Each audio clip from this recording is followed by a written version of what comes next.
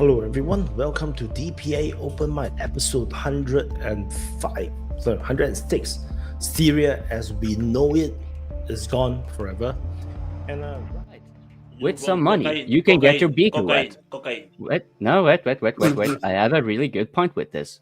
You see, these researchers have also found out that the best way to allocate the money is to give it to Wyatt, which you can do with a super chat or further down below with the links of the Patreon, Ko-fi, and Locals, and Boosty, which, for all you know, thanks to that sexy name, if you give enough money, maybe you might find a hidden account of Wyatt's OnlyFans.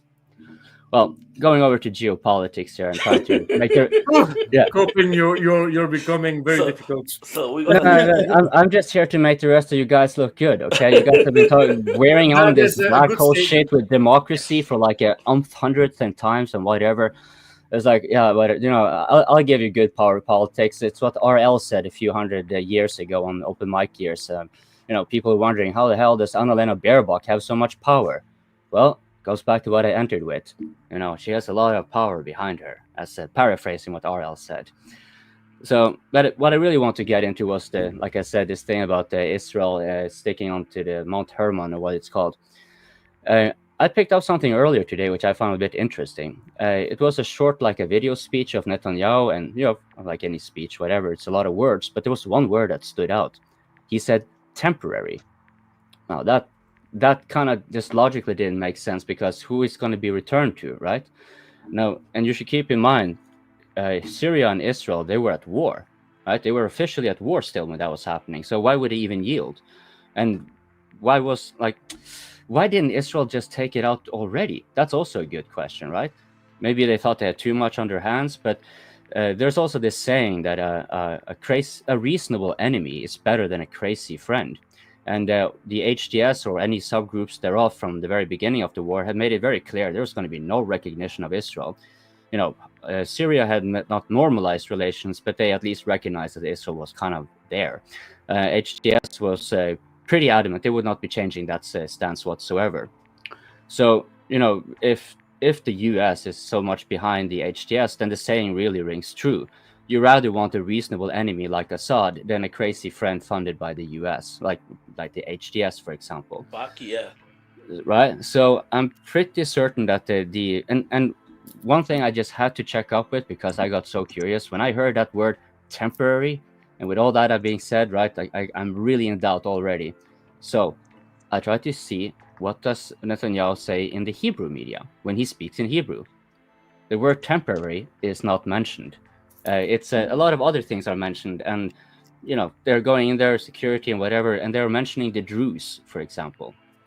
Now, the Druze, I think, would be a little bit interesting, because while people are talking settlements this and settlements that, Israel isn't even able to demographically shift the West Bank. So I'm not really sure why people are thinking that Israel is going to be capable of settling, even Gaza, I think, is out of their reach, so let alone Damascus or something like that.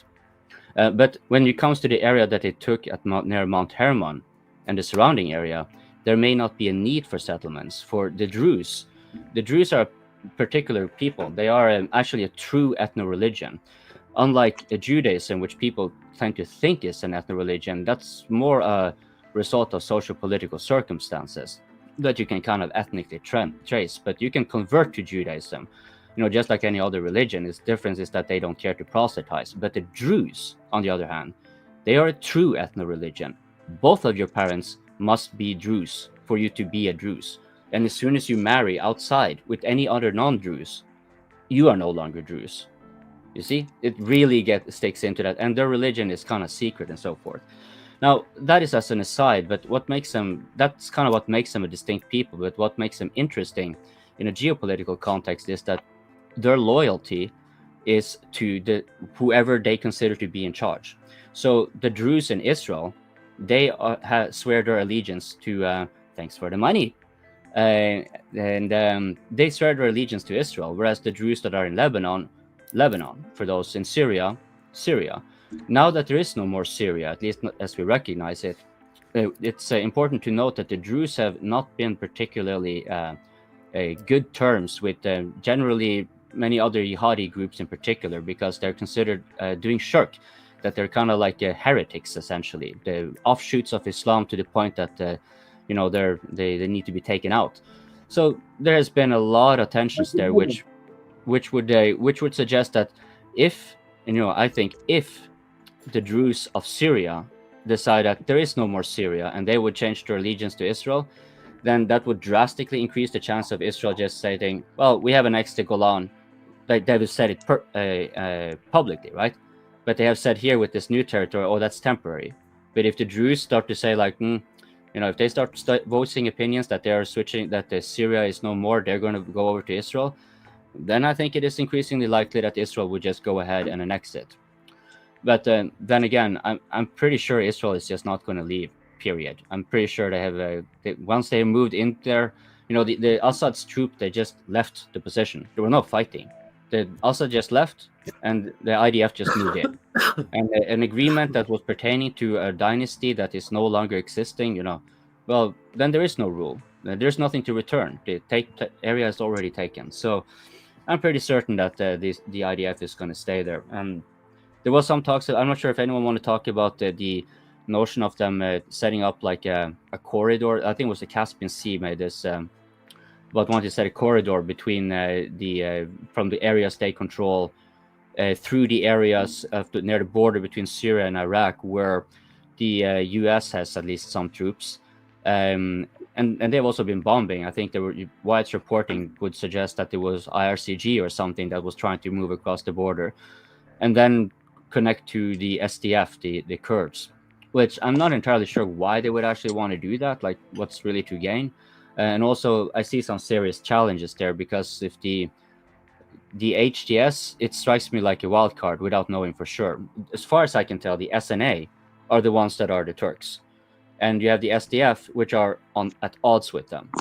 And then you have the ones that have actually done most of the conquest from Aleppo southwards, and that's the HTS.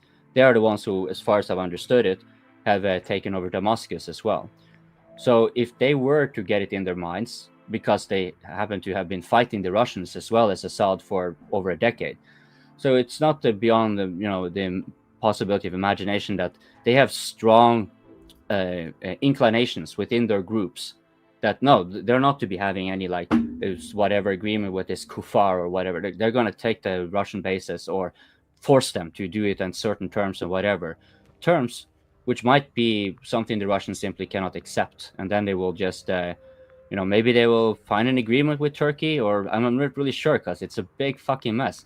If they want to take out the HTS, the only one I can see here that the Russians can actually do an agreement with, because it won't be the United States. If they are the ones who really influence the HTS, then it's not going to be them. So if there's going to be anyone, then it will be Turkey, which... maybe, yeah. I mean, there's a lot of contradictions at play here, right? Turkey is in NATO, after all, and there's a lot of what do you guys? Whatever that means. Whatever that means. Yeah, good point. Good point. I just want. We are live. DPA open mic. We are live. Join the debate. Join the discussion. Share your voice, share your opinion. Swallow your ego, expand your mind. DPA open mic, free speech so. DPA open mic, we are live. DPA open mic, we are live. Don't hold back, 'cause here we go.